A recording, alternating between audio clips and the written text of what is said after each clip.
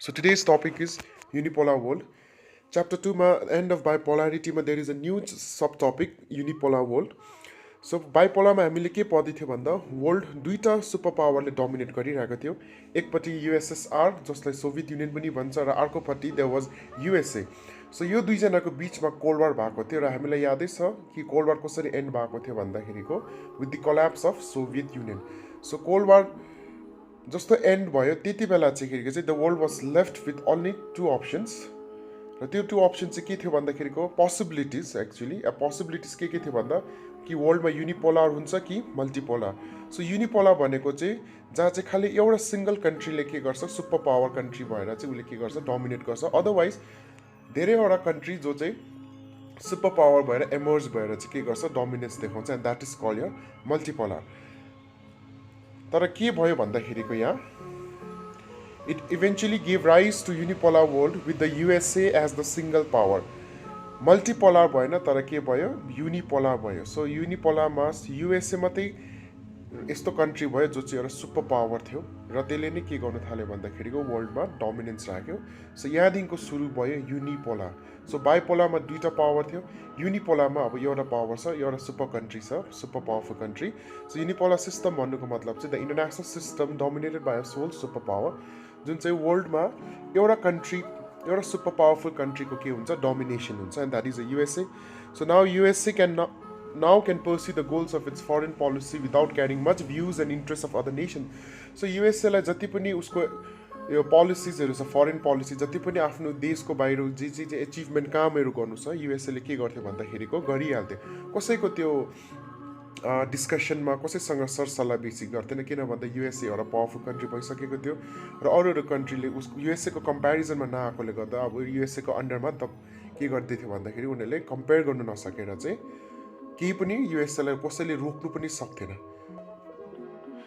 So now world बाइपोलरदेखिको युनिपोलरमा convert भयो जसमा USA मात्रै सुपर पावरफुल कन्ट्रिज थियो अनि आफ्नो डोमिनेन्स अरू कन्ट्रिजमा पनि के गर्न थाल्यो देखाउन थाल्यो सो युएसएको डोमिनेन्स फर्स्ट गल्फ वारमा पनि देखाएको छ सो फर्स्ट गल्फ वार तिम्रो नयाँ सब टपिक हो जो च्याप्टर 2 एन्ड अफ बाइपोलारिटीमा एड भएको छ सो फर्स्ट गल्फ वार के थियो कुन कुन कन्ट्रिजको बिचमा भएको र के रिजनले भएको भनेर पहिला हामी त्यसको ब्याकग्राउन्ड पढौँ सो फर्स्ट गल्फ वार अगस्त 1990 कुवेत र इराकको बिचमा भएको सो यसको कारण रिजन के छ भन्दाखेरिको चाहिँ नम्बर 1 पोइन्टमा Kuwait was extracting more oil than the required amount as the organisation of petroleum exporting countries full short फर्ममा ओपेक भन्छ सो यो जुन चाहिँ यो कुवेत इराक यो इरान दुबईहरू जुन जुन कन्ट्रिज छ यो कन्ट्रिजमा चाहिँ हामीले तेल पाउँछ ओइलहरू पाउँछ सो यही कन्ट्रिजहरूले चाहिँ होल वर्ल्डमा के गर्छ ओइल सप्लाई गर्छ सो यही कन्ट्रिजहरू जति पनि तेल पाउनेहरू छ यो कन्ट्रिजहरूले चाहिँ अर्गनाइजेसन फर्म गरेको छ जसको नाम छ ओपेक सो यो ओपेकले चाहिँ के डिसाइड गरेको थियो भन्दाखेरिको चाहिँ हामीले कति amount of petroleum what amount of petroleum we should extract कति अमाउन्ट अफ पेट्रोलियम हामीले निकाल्नुपर्छ भनेर एउटा लिमिटेसन दिएको थियो तर कुवेतले के गर्यो भन्दाखेरिको त्यो लिमिटेसनलाई पनि के गर्यो नाम फलो नगरेर चाहिँ अझै बेसी तेल निकाल्नु थाल्यो जसले गर्दा यो पर्टिकुलर यो डिसिजनमा अगेन्स्टमा गयो कुवेत अनि यसले गर्दाखेरिको चाहिँ धेरै लसेसहरू के भयो फेस गर्नु पर्यो अरू कन्ट्रिजहरूले जस्तै तेलको दाम के गर्यो घटेर गयो र यसलाई सिम्पल टर्ममा बुझ्नुको लागि हामी बजारमा सपोज प्याज एकदमै बेसी पाउनु थाल्यो अरे प्रशस्त पाउनु थाल्यो एभाइलेबल सबै जग्गामा एभाइलेबल हुन थाल्यो भने के हुन्छ प्राइसको दाम प्याजको दाम के हुन्छ घटेर जान्छ त्यही प्याज तिम्रो भोलिको दिनमा 10 रुपियाँ 15 रुपियाँ या फिर 20 रुपियाँ किलोमा बिक्री हुन थाल्छ तर सपोज प्याजको सप्लाई एकदमै कम्ती छ आउने आएन भने त्यो के हुन्छ डिमान्ड ज्यादा सप्लाई कम्ती भएको कारणले गर्दा त्यही 15 रुपियाँ 20 रुपियाँ किलोको प्याज चाहिँ 100 रुपियाँ पुग्छ सेम थिङ कुवेतले ज्यादा तेल निकालेको कारणले गर्दाखेरिको तेलको दाम घट्यो जसले गर्दा एकदमै बेसी नोक्सान कुवेतले मात्रै होइन तर अरू जति पनि यो ओपेकको मेम्बर्सहरू छ ओपेकमा जति पनि कन्ट्रिजहरू छ यिनीहरू सबैले फेस गर्न थाल्यो सो मैले यहाँ 4टा ओपेकको मेम्बर्सहरू लेखेको छु इराक कुवेत इरान दुबई यो 4टा कन्ट्रिज अझै पनि छ सो सेकेन्ड रिजन चाहिँ के थियो भन्दाखेरिको चाहिँ इराक र कुवेत चाहिँ नेबरिङ कन्ट्रिजहरू जस्तै इन्डिया र नेपाल, इन्डिया र भुटान, इन्डिया र पाकिस्तान जस्तै यिनीहरू एकअर्कासँग बााउन्ड्री सेयर गर्छ। सो कुवेतले त एउटा त तेल त बेसी निकाले र अर्को कुरो पनि के गर्यो भन्दाखेरि चाहिँ आफ्नो जग्गाबाट निकाले, तर सेकेन्डमा उसले इभन इराकको पनि जग्गाबाट चाहिँ के गर्न थाले, तेल चोर्नु थाले, निकाल्नु थाले। त्यो चाहिँ कसरी निकाल्यो भन्दा यो अन्डरग्राउन्ड साइड ड्रिलिङको थ्रुबाट चाहिँ कुवेतले चाहिँ के गर्यो, जमिन मुनिबाट खनेर चाहिँ उनीहरूले इराककै जमिनबाट चाहिँ तेल निकाल्नु थाल्यो। र जब यो कुरा त्यो टाइमको प्रेसिडेन्ट, इराकको प्रेसिडेन्ट सदाम हुसेनले जब यो कुरा चाल पायो, उसले के गर्यो, he demanded 10 billion from Kuwait, compensation माग्यो। 10 बिलियन चाहिँ हामीले के दिनुपर्छ, तिमीहरूलाई पैसा हामीलाई दिनुपर्छ, यो कम्पेन्सेट गर्नुपर्छ भने। तर कुवेतले मानेन। Kuwait only agreed to pay 9 million, खालि 9 बिलियन मात्रै हामी दिन्छु भन्दाखेरिको चाहिँ त्यति बेला चाहिँ उनीहरूको दुईजनाको बिचमा कुरा नमिल्दाखेरिको चाहिँ इराक र कुवेतको बिचमा वार भयो, र जसमा चाहिँ कुवेतलाई चाहिँ इराकले क्याप्चर गर्यो। अब यहाँदेखिको तिम्रो युनाइटेड नेसन्स, UN र युएसएको के छ यहाँ चाहिँ अब एन्ट्री छ। सो नाउ इराक र कुवेतको बिचमा वार स्टार्ट भयो, जसमा अगस्त 1990मा इराकले कुवेतलाई इन्भेड गर्यो। कुवेत वार हारेर इराकको कन्ट्रोलमा आइसक्यो।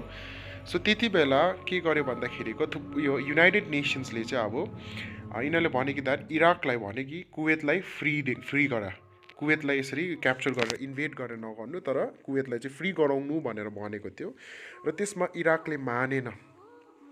सो इराकले नमान्दाखेरिको धेरैवटा बातचित धेरैवटा भयो, र त्यति बेला पनि इराकले केही कुरा नमान्दाखेरिको त्यति बेला युनाइटेड नेसनले के गरे, अथराइज गरे कि हामी चाहिँ अब चाहिँ कुवेतलाई फ्रिडम दिनुपर्छ। United nation authorise the liberation freedom of Kuwait by force, तर फोर्सको थ्रुबाट। भन्नुको मतलब अब युनाइटेड नेसन र इराकको बिचमा चाहिँ के भयो, अब वार स्टार्ट भयो। युनाइटेड नेसन पनि एउटा अर्गनाइजेसन हो जसमा धेरैवटा कन्ट्रिजहरू छ, र यिनीहरूले अब इन्टरनेसनल पिस, इन्टरनेसनल कोअपरेसन गरेर चाहिँ यो जति पनि कन्ट्रिजहरूको बिचमा चाहिँ यिनीहरूले यसरी मिलिजुली के गर्छ, एउटा काम गर्छ। सो युनाइटेड नेसनले अब के गर्यो, अथराइज गरे कि अब कुवेतलाई हामीले फ्रिडम गर्नुपर्छ, र जसमा चाहिँ वार नै स्टार्ट भयो फेरि युनाइटेड नेसन अनि तिम्रो इराकको बिचमा। सो युनाइटेड नेसन्सबाट चाहिँ त्यति बेला 34 कन्ट्रिजले चाहिँ वार जोइन गरे, जसमा टोटल नम्बर 6,60,000 आर्मीहरू के गर्यो, इराकको अगेन्स्टमा युनाइटेड नेसनले पठाए। र लास्टमा इराक त्यो वार के गर्यो, हार्यो। इराक वाज डिफिटेड, अनि कुवेतलाई के गर्यो, फ्रिडम दियो। Kuwait was freed from Iraq's control. र यो जुन चाहिँ वार छ युनाइटेड नेसन्सहरू यो र इराकको बिचमा यो जुन चाहिँ वार छ, यसलाई नै भन्छ तिम्रो फर्स्ट गल्फ वार भन्छ। सो सुरुवात कुवेत र इराकदेखिको भएको थियो, लास्टमा युनाइटेड नेसन्स अनि इराकको बिचमा वार भयो, जसमा यो 34 कन्ट्रिजले जोइन गर्यो। सो यो जुन चाहिँ 6,60,000 छ, यो 6,60,000 जुन चाहिँ ट्रुप्सहरू छ, आर्मीहरू छ, यसमा चाहिँ युएसएको डलग्दो डोमिनेटेड थियो। कसरी डोमिनेटेड थियो भन्दाखेरि 6,60,000मा झन्डै 75% चाहिँ तिम्रो युएसएको मात्रै आर्मी थियो। अरू कन्ट्रिजकोबाट बेसी आएको थिएन, तर युएसएले एकदमै बेसी आर्मी पठाएको थियो। र त्यो टाइममा the president of United States of America was George Walker Bush. Question आउनु सक्छ, who was the president of USA during the first Gulf war भनेर आउनुसक्छ। त्यति बेला तिमीले यो जर्ज वकर बुश लेख्नुपर्छ। र यो जुन चाहिँ यो फर्स्ट गल्फ वार छ, जुन चाहिँ यो इराक अनि यो 34 कन्ट्रिज युनाइटेड नेसनको बिचमा भएको छ, जो कुवेतलाई फ्रिडम गर्नुको लागि स्टार्ट भएको। र यसलाई नै अर्को नाम पनि भनिन्छ, जसमा भन्छ अपरेसन डेजर्ट स्टर्म। यसको एउटा अपरेसन थियो जसमालाई अपरेसन डेजर्ट स्टर्म भनेर चाहिँ नाम दिएको थियो, र यो पनि तिम्रो 1 मार्क्समा आउँछ। So important facts first Gulf वारको हेऱ्यो भने यो वारमा it highlighted the dominance of USA in many levels. So युएसएको डोमिनेन्सहरू धेरैवटा जग्गामा देखाउन थाले युएसएले यो वारमा। सो फर्स्टमा के थियो भन्दा अब हेर्दाखेरिको the war highlighted how USA is technologically advance than rest of other countries. यो वारले चाहिँ देखायो कि युएसए चाहिँ कतिको टेक्नोलोजिकली एडभान्स कन्ट्री हो भनेर। अरू कन्ट्रिजहरू हेर्दा कम्पेरिजनमा हेर्दाखेरिको चाहिँ एकदमै टेक्नोलोजिकल ग्याप रहेको थियो। So USA used smart bombs. युएसएले बमहरू जुन युज गरे एकदमै स्मार्ट बम्सहरू युज गरे। भन्नुको मतलब चाहिँ यो बम चाहिँ कस्तो खालके भन्दा अब एक जग्गाबाट बसेर छोड्यो भने जुन जग्गामा हिर्काउनु छ त्यो जग्गामा चाहिँ कन्फर्म गएर हिर्काउँथ्यो। एउटा जग्गामा बसी रिमोट थिची के गर्थ्यो, त्यसरी एउटा जिपिएस कनेक्टेड बमहरू हो। र जति पनि युएसएले जस्तो जस्तो वेपन्सहरू युज गर्यो, इक्विपमेन्ट्सहरू युज गर्यो, त्यो चाहिँ एकदमै टेक्नोलोजिकली एडभान्स थियो। सो यो अर्को पोइन्ट छ, this war was also known as video game war. र यो वारलाई भिडियो गेम वार भनेर पनि भन्यो, किन भन्दाखेरिको चाहिँ त्यो वारको जति पनि सिनहरू छ यो सबै रेकर्ड गरेर चाहिँ मान्छेहरूले के गर्नु थाल्यो, घरमा बसेर हेर्नु थाल्यो। अब युएसएले डल्लै त्यो वारको सिन्सहरू रेकर्ड गरेर एकदमै एभाइलेबल इन्टरनेट मार्केटतिर जति पनि छ एभाइलेबल गराउन थाल्यो। अनि मान्छेले चाहिँ अब घर बसी चाहिँ वार चाहिँ कस्तो हुँदो रहेछ, के हुँदो रहेछ भनेर चाहिँ पहिला चाहिँ खालि पढ्थे। They used to study about the war. तर अब चाहिँ यो चाहिँ फर्स्ट टाइम हो कि द्याट मान्छेले चाहिँ के गर्नु थाल्यो, मान्छे होइन होल वर्ल्डले, सारा संसारले चाहिँ वार के गर्यो, आफ्नो टिभीमा हेर्नु थाल्यो। एक्ज्याक्ट त्यही सेम त्यही रेकर्ड गरेर, कुनै पनि त्यो पिक्चर जस्तो बनाएर होइन, बादमा बनाएर होइन, तर त्यही लाइभ के गर्नु थाल्यो, उनीहरूले भिडियो रेकर्ड गरेर चाहिँ देखाउनु थाल्यो। सो यसरी चाहिँ युएसएले चाहिँ टेक्नोलोजिकली नै के गर्यो, एकदमै एडभान्स, आफू कतिको टेक्नोलोजिकल एडभान्स छ भनेर आफ्नो डोमिनेन्स देखायो। र यसमा यो फर्स्ट गल्फ वारमा युएसएले पनि के गर्यो, प्रफिट धेरै कमायो। जस्तै वारमा जाँदा युएसएको जति पनि खर्च लागेको थियो, जति पनि लसेसहरू, नोक्सानहरू उसले युएसएले भर्नु परेको थियो, त्यो सबै उसले के गर्यो, त्यसको 1 गुणा होइन, 2 गुणा होइन, तर त्यसको 10 गुणा 10-20 गुणा ज्यादा उसले के गर्यो, पैसा कमायो। सो यसमा हामीले राम्रोसँगले बुझ्दाखेरि हेऱ्यो भने चाहिँ युएसएले के गरेको थियो, आफ्नो इन्ट्रेस्ट, लार्जर इन्ट्रेस्ट डलग्दो थियो यसमा, जसमा एउटा त के गर्यो, उसले आफ्नो यो वारमा जुन चाहिँ 6,60,000 को जुन चाहिँ ट्रुप्स छ, यसमा 75% उसले आफ्नै आर्मी जानी बुझी उसले हाल्यो। त्यो देखाउनुको लागि कि युएसएको चाहिँ अब आर्मीहरू यति छ, यतिको पावरफुल छ। प्लस यो स्मार्ट बम्सहरू युज गरेको कारण चाहिँ के थियो भन्दाखेरिको चाहिँ युएसएले चाहिँ अब अरू कन्ट्रिजहरूलाई देखाउनु खोजेको कि युएसए चाहिँ कतिको पावरफुल छ भनेर।